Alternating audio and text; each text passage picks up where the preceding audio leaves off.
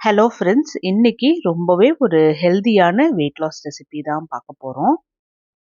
நம்ம சேனல்ல அரிசி சேர்க்காம தான் நான் ரெசிபீஸ் அப்லோட் பண்ணிட்டு இருக்கேன். நான் சொல்கிற ப்ரொப்போர்ஷனில் நீங்கள் செஞ்சீங்க அப்படின்னா உங்களுக்கு நல்லா பர்ஃபெக்டாக ஸ்பாஞ்சியான இட்லியாக இருக்கட்டும் இல்லை தோசையாக இருக்கட்டும் செஞ்சு எடுத்துடலாம். இன்னைக்கோட ரெசிபிக்கு நான் பவுலில் 1 டம்ளர் பார்லி அரிசி எடுத்திருக்கேன். பார்லியில் ரொம்ப அதிகமாகவே ஃபைபர் கண்டென்ட் இருக்குது. இது ஹார்ட் ஹெல்த்துக்காக இருக்கட்டும், டைஜஷனுக்காக இருக்கட்டும், பிளட்டில் இருக்கிற சுகர் லெவல் கண்ட்ரோல் பண்ணுறதுக்காக இருக்கட்டும், வெயிட் மேனேஜ் பண்ணுறதுக்காக இருக்கட்டும் ரொம்பவே ஹெல்ப்ஃபுல்லாக இருக்கும். கட் ஹெல்த்தை இம்ப்ரூவ் பண்ணி கொலஸ்ட்ராலை ரெடியூஸ் பண்ணுறதுக்கு ரொம்பவே யூஸ்ஃபுல்லாக இருக்கும். இது கூட நம்ம சேர்த்துற அடுத்த இன்க்ரீடியண்ட் 1/4 டம்ளர் பாசிப்பருப்பு. பாசிப்பருப்பில் அதிகப்படியான புரோட்டீன்ஸ், ஃபைபர்ஸ் மட்டும் இல்லாமல் அயன், பொட்டாசியம், மெக்னீஷியம் இருக்குது.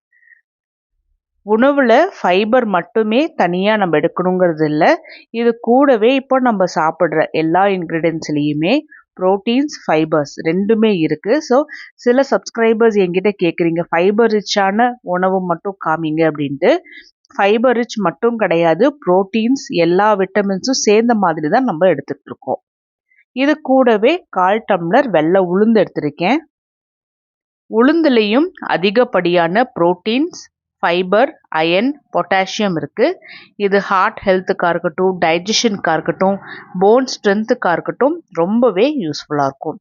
இது கூட 1/4 டீஸ்பூன் வெந்தயமும் சேர்த்தி தண்ணி ஊற்றி நல்லா கழுவி எடுத்துக்கணும் 3லேருந்து 4 முறை.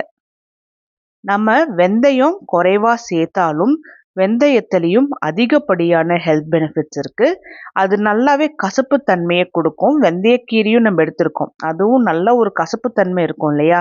ஸோ இது சுகர் லெவலில் கண்ட்ரோல் பண்ணுறதுக்காக இருக்கட்டும், கொலஸ்ட்ராலை கம்மி பண்ணுறதுக்கு ரொம்பவே யூஸ்ஃபுல்லாக இருக்கும். ஒரு 8 மணி நேரம் இது எல்லாத்தையுமே நான் ஊற வச்சு எடுத்திருக்கேன். 8 மணி நேரத்துக்கு அப்புறம் தண்ணியிலிருந்து வடித்து எடுத்து இதை மிக்ஸி ஜாருக்கு ட்ரான்ஸ்ஃபர் பண்ணிவிட்டு தேவையான அளவுக்கு தண்ணியும் கல்லுப்பும் சேர்த்தி நல்லா நைஸாக அரைச்சி எடுத்துகிட்டு வந்திருக்கேன். இந்த மாவோட கன்சிஸ்டன்சி பார்த்தாவே நல்லா பஞ்சு போல் இருக்கும். இதை ஒரு 8 மணி நேரம் புளிக்க வச்சிடலாம். நான் இன்னைக்கு பார்லி இட்லி தான் செய்கிறேன். இதுக்கு சைட் டிஷ்ஷாக மீன் குழம்பு வைக்கிறேன். ஸோ கடாயில் 2 டேபிள் ஸ்பூன் தேங்காய் ஊற்றி எண்ணெய் சூடான உடனே 1/4 டீஸ்பூன் ஜீரகம், 1/4 டீஸ்பூன் விட குறைவாக வெந்தயம், 2 பச்சை மிளகா 2ஆக கீத்தல் போட்டு சேர்த்திருக்கேன். 10 பல்லு பூண்டு தட்டி சேர்த்திருக்கேன். ஸோ இந்த பூண்டு நல்லா ப்ரௌன் கலர் ஆகிற அளவுக்கு நல்லா முழுகணும். இது கூடவே தேவையான அளவுக்கு கருவேப்பிலையும் சேர்த்தி நல்லா முருகல் போல் எடுத்துக்கணும். ஸோ பூண்டோட பச்சை வாசனை எல்லாமே போயிட்டு நல்லா லைட்டாக ப்ரௌன் கலரில் முருகி வந்திருக்கு. இது கூடவே 4 நார்மல் சைஸ் வெங்காயத்தை சின்ன சின்னதாக கட் பண்ணி சேர்த்திருக்கேன். நான் செய்கிறது ஒரு சிம்பிளான ஒரு மீன் குழம்பு, சட்டுன்னு செஞ்சிடலாம் பிகினர்ஸ் கூட. அது போல் ஈஸியாக தான் இருக்கும். ஸோ வெங்காயம் வதங்கும் போதே இதில் தேவையான அளவுக்கு நான் கல்லுப்பும் சேர்த்தி நல்லா கலந்து விட்டுட்டு மூடி வச்சுக்கிறேன். ஒரு 5லேருந்து 10 நிமிஷம் மிதமான சூட்லையே நல்லா வறுத்தது போல் எடுக்கணும். அப்பப்போ நான் கலந்துட்டு இப்போ வெங்காயத்தையும் நல்லா வதக்கி எடுத்திருக்கேன். இது கூடவே 5 நார்மல் சைஸ் நல்லா பழுத்த தக்காளியாக எடுத்திருக்கேன்.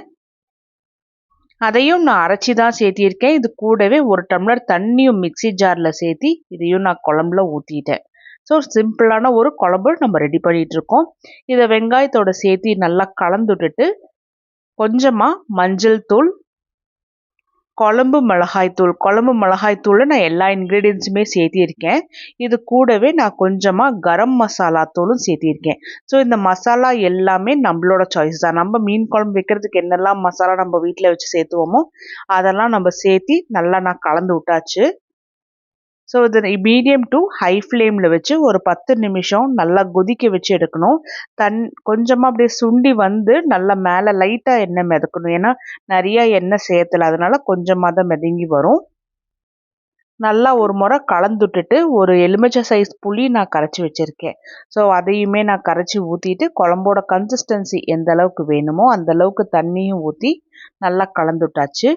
இந்த ஸ்டேஜில் உப்பு காரம் எல்லாம் சரி பார்த்துக்குங்க. ஸோ கொஞ்சம் உப்பு காரம்லாம் தூக்கலாக இருக்கிற மாதிரி போட்டுக்கிட்டோம் அப்படின்னா மீன் சேர்த்தும் போது கரெக்டாக இருக்கும். ஸோ குழம்பு நல்லா கொதி வந்ததுக்கு அப்புறமா நான் மீன் சேர்த்திக்கிறேன்.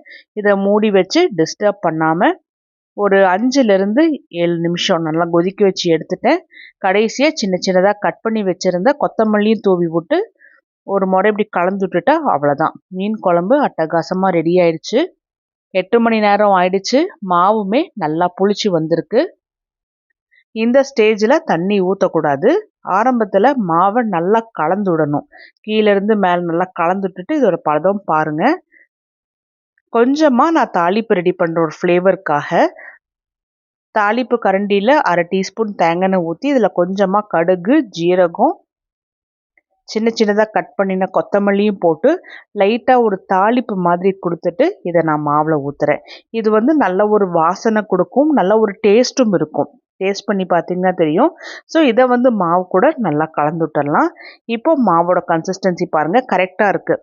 ரொம்ப தண்ணியாகவும் இருக்கக்கூடாது, ரொம்ப கெட்டியாகவும் இருக்கக்கூடாது. ஸோ மாவு ரெடி ஆயிடுச்சு. இட்லி பாத்திரத்தில் தண்ணி ஊற்றிட்டு இட்லி பிளேட்டோட குழியில் நான் கொஞ்சமாக எண்ணெய் தடவி வச்சுருக்கேன்.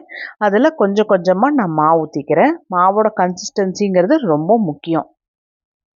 ஒரு 10 நிமிஷம் இட்லி நல்லா வேக வச்சுட்டு அதுக்கப்புறமா ஒரு 75% சூடு ஆறுனதுக்கு அப்புறமா நான் வெளியில் எடுத்திருக்கேன். இப்போ பாருங்கள், இட்லி நல்லா பர்ஃபெக்டாக வெந்து வந்திருக்கு. ஒரு வேளைக்கு இந்த இட்லி பொறுத்த வரைக்கும் கொஞ்சம் சாஃப்டாக நல்லா இருக்கிறதுனால ஒரு 3 இட்லி நம்ம சாப்பிட்டோம் அப்படின்னா நல்லாவே ஸ்டொமக் ஃபில்லிங்காக இருக்கும். ரொம்ப ஹார்டாக இருக்காது. ரொம்ப ஹார்டாக இருந்தால் தான் நமக்கு சாப்பிடவுமே இஷ்டம் இருக்காது. ஆனால் இந்த இட்லி பொறுத்த வரைக்கும் பார்த்திங்கன்னா நல்ல சாஃப்டாக, ஸ்பாஞ்சியாக, ப்ளஃபியாக இருக்கும். அரிசி மாவில் செய்கிற இட்லியே தோற்று போயிடும். அந்த அளவுக்கு நல்ல டேஸ்ட்டாகவும் இருக்கும். இது வெயிட் லாஸ் பண்ணுறவங்க, வெயிட் மேனேஜ் பண்ணுறவங்க, சுகர் இருக்கிறவங்களுக்கெல்லாம் ரொம்பவே யூஸ்ஃபுல்லாக இருக்கும். நம்மளில் நிறைய பேர்த்துக்கு தைராய்டு இருக்கு இல்லையா? ஸோ என்ன ரீசனே தெரியாமல் வெயிட் கெயின் ஆகும். ஸோ அது போல் இருக்கிறவங்க அரிசி சேர்த்தாம உணவு சாப்பிடுங்க. நல்ல எஃபெக்ட்.